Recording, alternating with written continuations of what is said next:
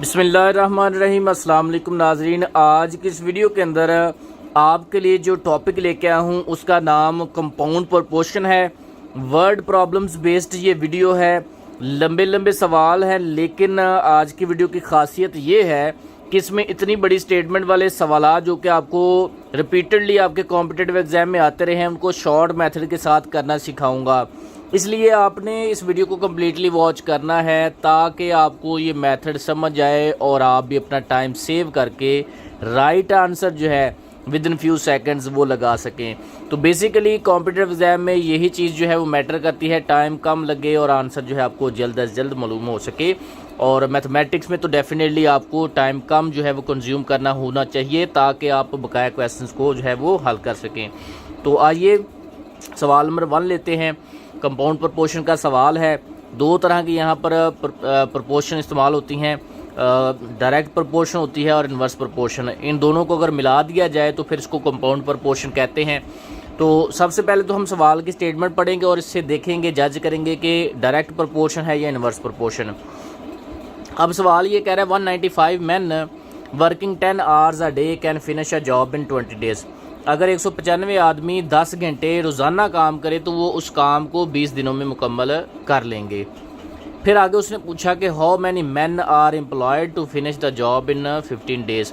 कितने आदमी जो हैं वो और लाए गए, कितने आदमी जो हैं वो लगाए गए हैं मजदूरी पर कि वो इस काम को 15 दिनों में मुकम्मल कर रहे हैं। वर्किंग 13 आवर्स आ डे, यानी कि अगर वो दिन में 13 घंटे काम करें और तो उनको 15 दिन लगेंगे तो और कितने आदमी चाहिए। यहाँ पर ये लफ्ज़ एम्प्लॉयड भी इशारा कर रहा है और वैसे भी आपको ये चीज़ बिल्कुल एलेबोरेट हो गई है कि अगर आपने काम 20 दिनों से 15 दिनों में मुकम्मल करना है तो आपको लेबर ज़्यादा लगानी पड़ेगी, ज़्यादा लोगों को लगाना पड़ेगा। ठीक है, तो क्योंकि हाउ मैनी मैन की बात कर रहा था तो मैन का अब हम डेज़ के साथ अगर बात करें तो मैन जो हैं ये अगर हम इंक्रीज़ करेंगे तो हमें जो डेज़ हैं वो कम लगेंगे। ठीक है, कम दिन हमें लगेंगे तो हम काम को मुकम्मल कर लेंगे। ये बेसिकली चीज़ है। तो ये चीज़ कि 15 दिनों में हमने काम को मुकम्मल करना है तो कितने लोग चाहिए। ज़ाहिर बात है नंबर ऑफ़ पीपल जो है या जो एम्प्लॉय हैं यहाँ पर उनको बढ़ाना पड़ेगा और नंबर ऑफ़ डेज़ क्योंकि कम हो गए हैं। ये तो पता चल गया कि इन्वर्स रिलेशन हो गया कि एक तादाद बढ़ी है, नंबर ऑफ़ मैन बढ़े हैं और नंबर ऑफ़ डेज़ कम हो गए हैं। ये इन्वर्स रिलेशन है। उसके बाद अब यहाँ पर देखें कि पहले 195 मैन जो हैं वो 10 आवर्स में एक काम को मुकम्मल कर रहे हैं, 10 घंटों में। ठीक है, अब 13 घंटे लगा दिए हैं। अगर आप ज़्यादा देर काम करते हैं किसी चीज़ से, लोगों से अगर आप ज़्यादा देर काम करवाते हो तो लोग अगर कम होंगे तो फिर भी वो काम को मुकम्मल कर लेंगे। यानी कि अगर टाइम जो स्पैन है उसको आप बढ़ा लें तो नंबर ऑफ़ पीपल जो है वो कम का हो जाएंगे। तो इसमें भी तो आर्स की शक्ल में भी जो मैन के साथ या एम्प्लॉयज़ के साथ या वर्किंग हैंड के साथ जो रिलेशन है वो इन्वर्स का है।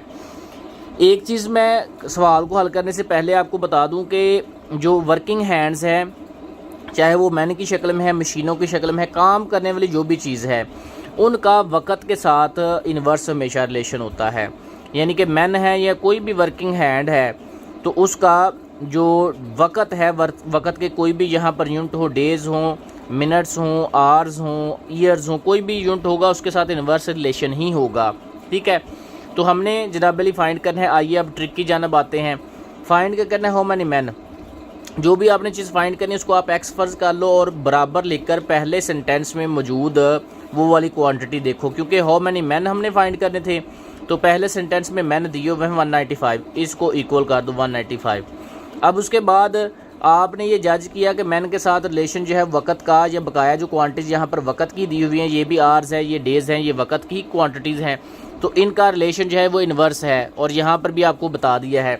तो फिर डायरेक्टली आप क्या करेंगे कि बकाया क्वांटिटी जो पहले सेंटेंस में है, जैसा कि ये 10 आवर्स हैं और ये 20 डेज़ हैं, ये पहले सेंटेंस में है, इनको आपने मल्टीप्लाई कर देना है।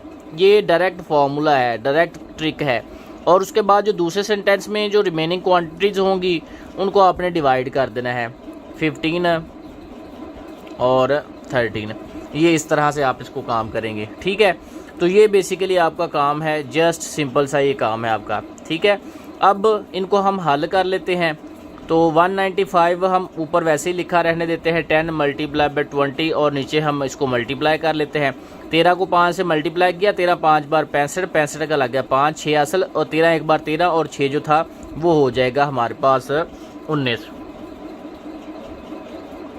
तो ये देखें 195 से कैंसिल आउट हो गया और 10 को 20 से मल्टीप्लाई किया तो ये हमारे पास 200 हो गया। हमने हाउ मैनी मैन फाइंड करने तो हमें पता चला कि नंबर ऑफ़ मैन वो कितने हैं, 200 मैन है। 200 आदमी जो हैं वो हमें दरकार हैं ताकि हम 15 दिनों में काम को मुकम्मल करें और डे की जो वर्किंग जो टाइम लाइन है वो 13 आवर्स पर डे होगी। ठीक है, तो बिल्कुल वन स्टेप एक तरीक़ाकार है, वन स्टेप में ये सॉल्व हो रहा है, आपने इसी तरह से इसको सॉल्व करना है। क्लियर हो गया? तो बिल्कुल सिंपल सा मेथड है जो मैंने आज आपको सिखाया है। सबसे पहले ये सबसे क्वांटिटीज़ को देख लें, क्वांटिटी कौन सी फाइंड करनी है, उसके मुताबिक बकाया क्वांटिटीज़ का आपने रिलेशन चेक कर लेना है। आइए इसी ट्रिक को फॉलो करते हुए अब नेक्स्ट सवाल करते हैं।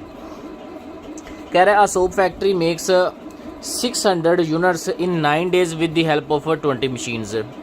एक सोप फैक्ट्री है, 600 यूनिट बनाती है, 9 दिन अगर काम करे और 20 मशीनें काम करेंगी। आगे उसने कहा हाउ मैनी यूनिट्स, कितनी यूनिट्स जो हैं can be made in 12 days, 12 दिनों में कितनी बनेंगी with the help of 18 machine, 18 मशीनों की मदद से। अब हमने यूनिट्स मालूम करने हैं। आप एक्स फर्ज कर लो, पहले सेंटेंस में मौजूद नंबर ऑफ़ यूनिट्स वो इसके बराबर लिख लो 600। अब यूनिट्स का बकाया चीज़ों के साथ रिलेशन चेक करें। अब देखें कि ये यूनिट्स हैं और उसके साथ है डेज़ और मशीनें। अब 600 यूनिट्स जो हैं वो 20 मशीनें बना रही हैं। 600 यूनिट्स 20 मशीनें बना रही हैं तो 18 मशीनें कितने बनाएंगी? ज़्यादा मशीनें होंगी तो ज़्यादा काम करेंगी, कम मशीनें हैं तो कम काम करेंगी। ठीक है, तो ये रिलेशन होता है डायरेक्ट, एक चीज़ कम हुई है दूसरी चीज़ भी कम हो जाए, एक चीज़ बढ़ी है दूसरी चीज़ भी बढ़ जाए। यानी कि मशीनें अगर 20 हैं तो 600 यूनिट बना रही हैं, 18 मशीनें होंगी तो ज़ाहिर बात है कम ही काम करेंगी। अगर आप 18 के बजाय इस पर 22 कर देते हैं या 28 कर देते तो मशीनें बढ़ जाती तो काम भी उतना उसने ज़्यादा कर लेना था। ये डायरेक्ट रिलेशन है। अब डायरेक्ट रिलेशन के लिए क्या होता है, मैंने पीछे आपको इन्वर्स रिलेशन का भी बताया था। इन्वर्स रिलेशन में पहले सेंटेंस वाली सारी रकमों को ज़रब देते हैं ऊपर वाली ये वाली रकम के साथ जो आपने यहाँ पर फाइंड करनी है। लेकिन डायरेक्ट रिलेशन में ये क्वांटिटी आपने अभी फाइंड की है कि इसका रिलेशन जो है वो डायरेक्ट रिलेशन है। तो डायरेक्ट रिलेशन में जिस क्वांटिटी का इसके साथ डायरेक्ट रिलेशन होगा उसको आपने डिवीज़न में लिखना है। ये यहाँ पर 20 मशीनें जो हैं डिवीज़न में जाएंगी, जबकि दूसरे सेंटेंस वाली जो मशीनें हैं ये ऊपर मल्टीप्लाई करेंगी। यानी कि पहले जो आपको प्रोसेस बताया है उसका इन्वर्स हो जाएगा। पहले सेंटेंस वाली तब जो थी वो मल्टीप्लाई करती थी, दूसरे सेंटेंस वाली डिवाइड करती थी। लेकिन अब क्या होगा, ये उल्ट हो जाएगा कि डायरेक्ट रिलेशन में पहले सेंटेंस वाली डिवाइड करेगी, दूसरे सेंटेंस वाली मल्टीप्लाई करेगी। तो एक आपने अगर सीख लिया तो दूसरा भी आपको ऑटोमेटिकली याद हो जाएगा। ये क्वांटिटीज़ हो गई फ़ारग। उसके बाद डेज़ की हम बात कर लेते हैं। 600 यूनिट जो है वो 9 दिनों में बन रहा है। 600 यूनिट 9 दिनों में बन रहा है तो 12 दिनों में कितने यूनिट बनेंगे? क्लियर कट बात है कि 12 दिन ज़्यादा दिन है भाई, ज़्यादा दिनों में ज़्यादा काम हो सकेगा, कम दिनों में कम काम हो सकेगा। 9 दिनों में अगर 600 यूनिट बन रहा है तो 12 दिनों में ज़ाहिर बात है ज़्यादा जो है वो बनेंगे यूनिट्स। तो वक़्त जो है उसका प्रोडक्शन के साथ जो है वो डायरेक्ट रिलेशन होता है। मशीनों का या वर्किंग हैंड्स का प्रोडक्शन के साथ डायरेक्ट रिलेशन होता है। ठीक है, लेकिन वक़्त का वर्किंग हैंड्स के साथ जो है वो इन्वर्स रिलेशन है। तो हम क्योंकि फाइंड कर रहे हैं प्रोडक्शन को फाइंड कर रहे हैं कि पैदावार को हम जान रहे हैं। 9 दिनों में अगर 600 यूनिट बने तो 12 दिनों में ज़्यादा यूनिट बनेंगे, वक़्त ज़्यादा है तो ज़्यादा काम हो जाएगा। इसलिए क्योंकि ज़्यादा अगर वक़्त बढ़ा है तो उसके साथ प्रोडक्शन भी बढ़ जाएगी। ये भी डायरेक्ट रिलेशन है। तो डायरेक्ट रिलेशन का वही तरीकाकार अगेन होगा, पहले सेंटेंस वाली रकम जो है वो डिवीज़न में जाएगी और दूसरे सेंटेंस वाली रकम मल्टीप्लिकेशन में जाएगी। तो ये अब क्लियर हो गया। ठीक है, तो इस तरह से अब आपने इसको हल कर लेना है और आपका आंसर आ जाएगा। वो पीछे इन्वर्स का और ये डायरेक्ट का है सारा।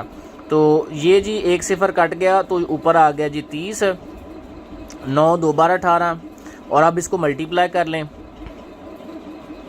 12 2 बार 24, 24 0 0 और 24 3 बार 72, 720।